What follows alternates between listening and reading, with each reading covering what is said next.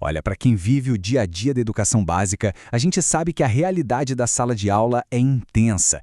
É uma pressão enorme, um volume absurdo de demandas e, vamos ser sinceros, muitas vezes bate aquela sensação de que o verdadeiro sentido de educar está se perdendo no meio de tantas métricas e planilhas, né?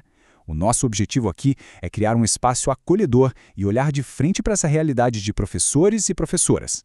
Nós vamos mergulhar em pesquisas fantásticas de pensadores como Gert Biesta, Fernando Cássio e Flávio Casimiro. A ideia é entender exatamente quais forças estão moldando e, muitas vezes, sufocando as nossas escolas. E já adianto, vamos questionar bastante essa ideologia que tenta transformar a educação num mero bem de consumo. Então, vamos direto ao ponto? E a gente começa com uma pergunta que vai direto na ferida. Afinal, somos educadores ou prestadores de serviços?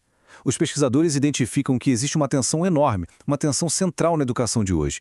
De um lado, a gente tem um ensino autêntico, aquele focado na formação humana de verdade. Do outro tem uma pressão cada vez maior para que a escola funcione como um balcão de negócios, apenas executando uma transação financeira. Mas como é que a gente chegou nesse ponto? Para entender isso, a gente avança agora para a seção que os autores chamam de a ideologia da aprendizagem. É aqui que a gente vê como a linguagem importa. Durante muito tempo, a gente falava com orgulho no direito à educação. Esse conceito focado nas relações humanas e na construção da democracia é a nossa base. Mas, se a gente prestar atenção, o discurso dominante hoje mudou para o direito à aprendizagem. Autores como Biesta e Cássio fazem uma crítica pesada a essa ideologia. Eles argumentam que essa mudança não tem nada de inocente, viu? Ela basicamente transforma a educação em um bem de consumo individual. E o aluno? O aluno passa a ser tratado como um simples cliente, alguém que está ali na escola só para ter as suas necessidades de mercado atendidas. O Gert Biesta mapeia 4 tendências que puxaram essa mudança na linguagem. Primeiro, as novas teorias da psicologia. Depois, os questionamentos pós-modernos. Em terceiro, a explosão da busca dos adultos por capacitação. E, por fim, o fator mais impactante de todos, a erosão do estado de bem-estar social. O ponto crucial que o autor defende é que a ideologia de mercado neoliberal foi, aos pouquinhos, substituindo as relações políticas de cidadania por relações estritamente econômicas. Ou seja, o cidadão foi reconfigurado como contribuinte. E a educação? Bem, a educação virou um serviço a ser consumido na prateleira.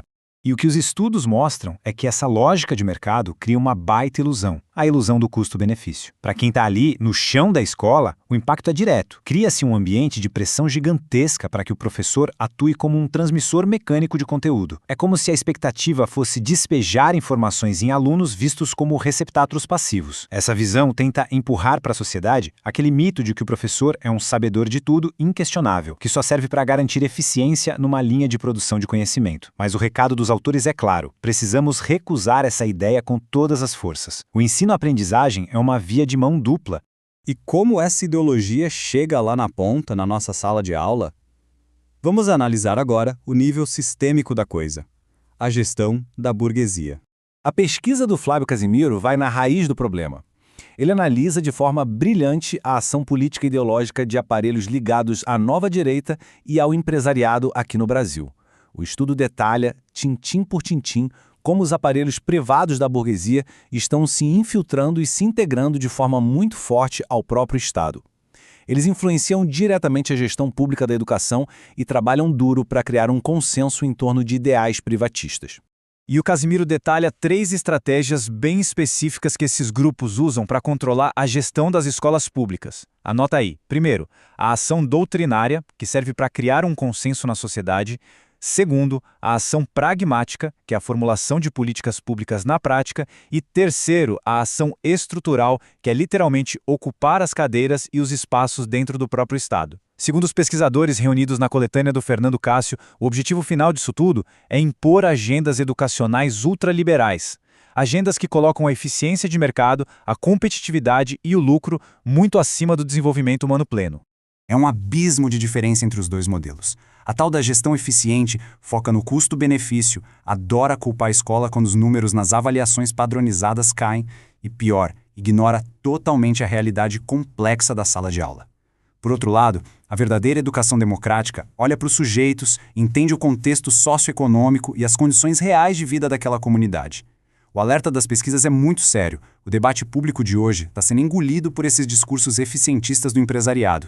Eles tentam, o tempo todo, tratar a escola pública como se fosse uma empresa falida. Mas vamos mudar a lente agora e reestruturar a verdadeira natureza da relação educacional com o nosso próximo tópico, o encontro na escola. A filosofia do Gerbiesta traz um frescor enorme aqui.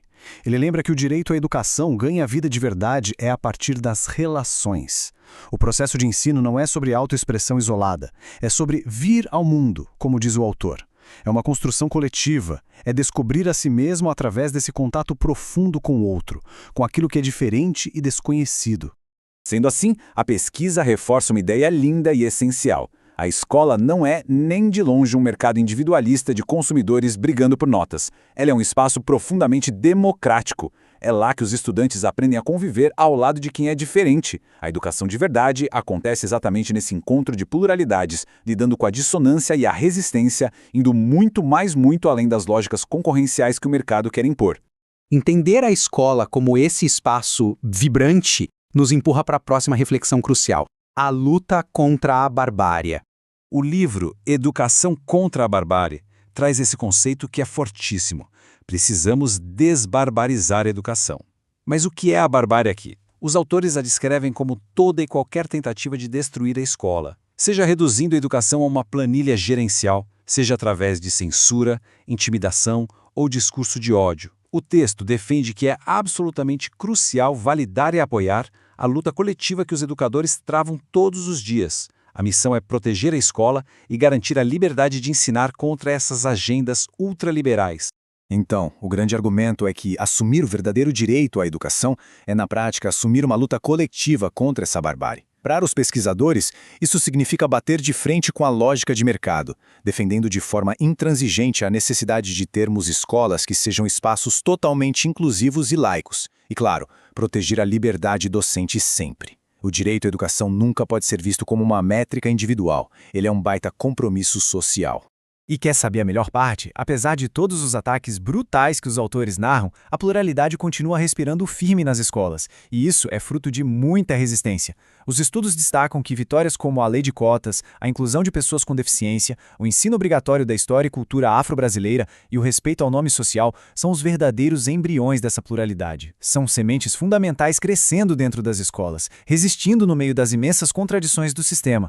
O que nos traz a provocação final do nosso mergulho de hoje. Se o objetivo supremo da educação não é formar consumidores eficientes, mas sim garantir que todo mundo possa vir ao mundo e existir plenamente em meio às diferenças, de que tipo de escola a gente realmente precisa para que essa pluralidade aconteça no dia a dia? O que a gente precisa construir hoje para assegurar a liberdade e o encontro genuíno com o outro amanhã? É uma reflexão em tanto, né? Deixo essa semente com a nossa comunidade. Muito obrigado por nos acompanhar nessa explanação em defesa de uma educação verdadeiramente humana, coletiva e democrática.